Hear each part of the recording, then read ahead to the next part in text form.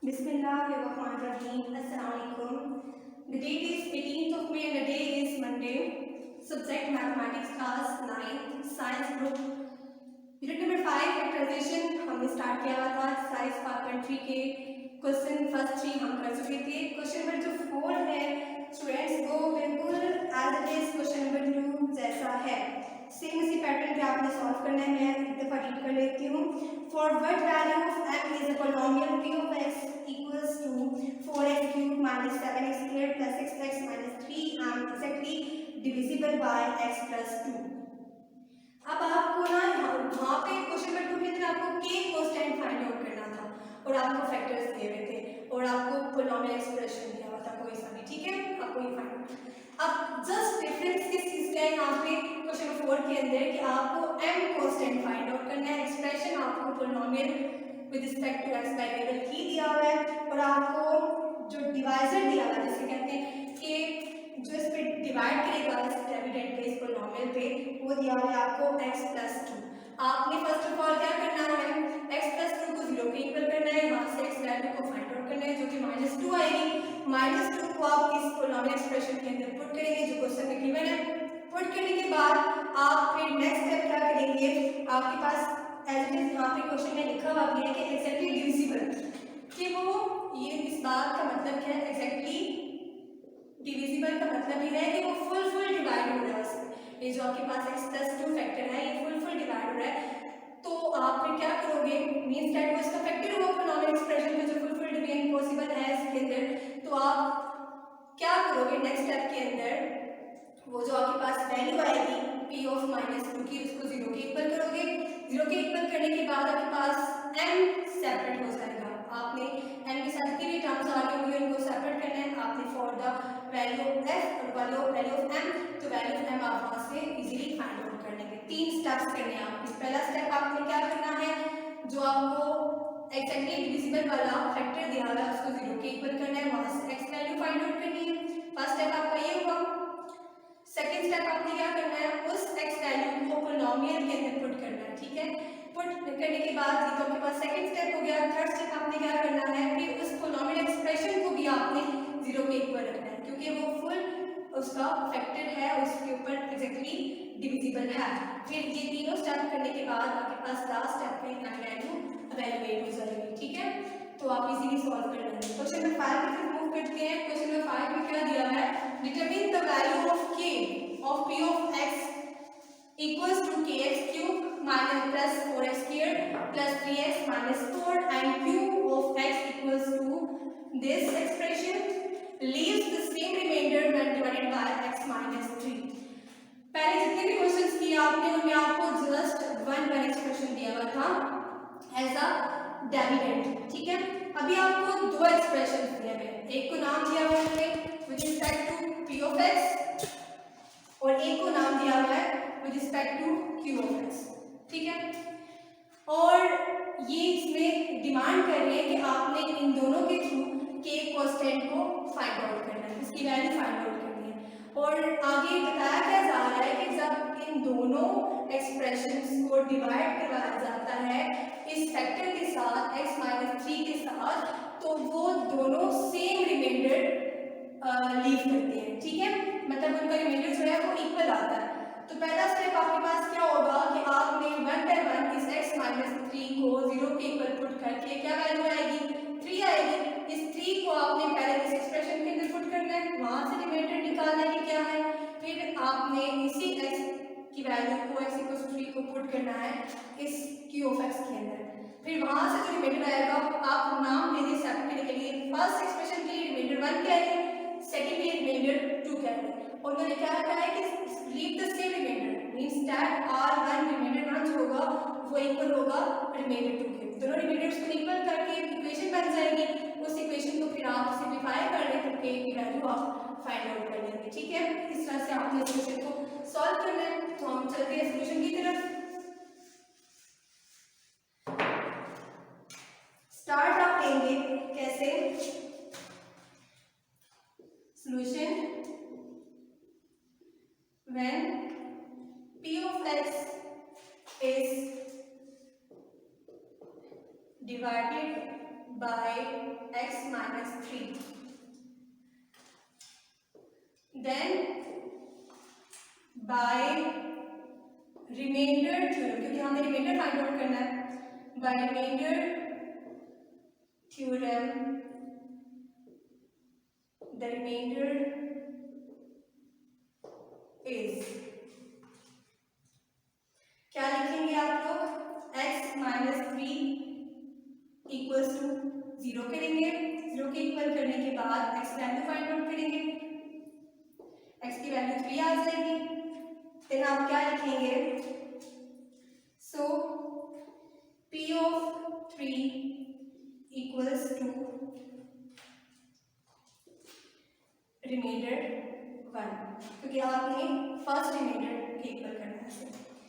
p of 3 जहां पे आपके पास p of x के अंदर x नजर आ रहा है वहां पे आप 3 पुट कर देंगे x वैल्यू की जगह पे, तो k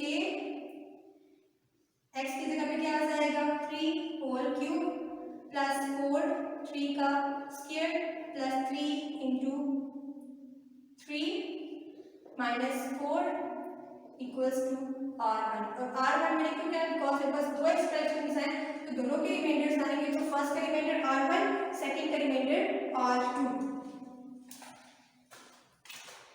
नेक्स्ट स्टेप क्या होगा, सिंप्लीफिकेशन, के 3 का क्यूब है तो क्या बनता है 27 प्लस 4 इंटू 3 का square 9 plus 3 3 are 9 minus 4 equals to r1।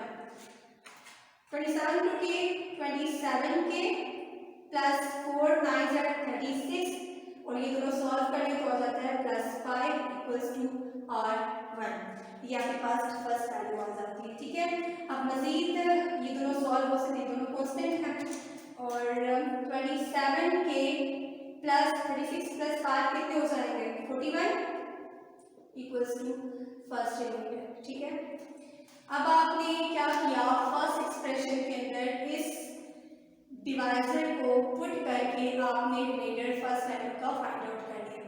ऐसे इसी मेथड के साथ, सेम पैटर्न के साथ आपने सेकंड एक्सप्रेशन के अंदर भी इसी को पुट करके 3 को पुट करके आपने सेकंड रिमाइंडर फाइंड आउट करना।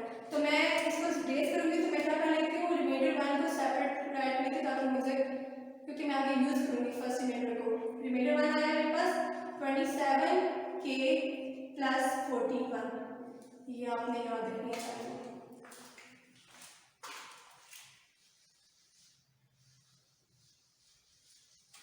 अब नेक्स्ट एक्सप्रेशन को नाम दिया मैंने q ऑफ x का। सेम स्टेप्स करने हैं।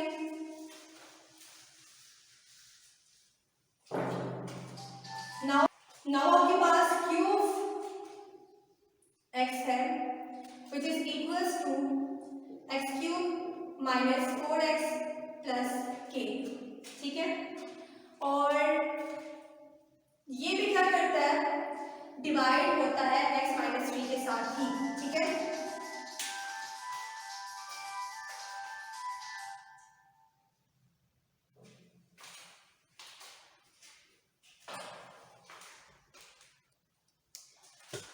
सो आपने अगेन क्या करना है, बाय रिमाइंडर थ्योरम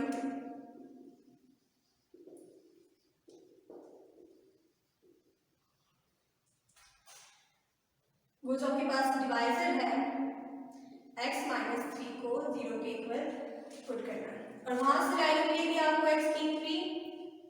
अगेन आप इसको पुट कर लें एक्सप्रेशन के अंदर, then q of 3 will be equals to remainder 2, क्योंकि फर्स्ट रिमाइंडर आपने r1 का नाम दिया, सेकंड को आप r2 का नाम देंगे,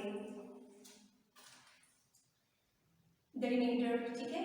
अब q ऑफ 3 जहां पे एक्सप्रेशन के अंदर x आ रहा है वहां पे आप 3 पुट कर लेंगे, 3 raise power 3 minus 4 into 3 plus k equals to r2, ठीक है।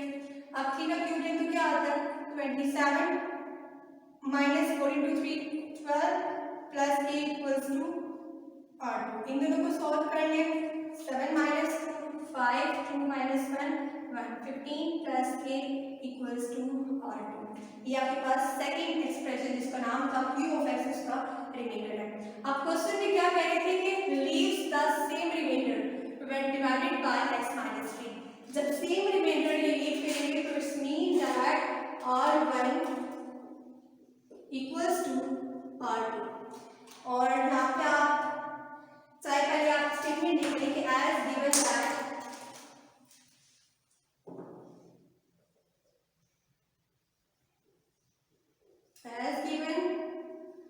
That P of x and Q of x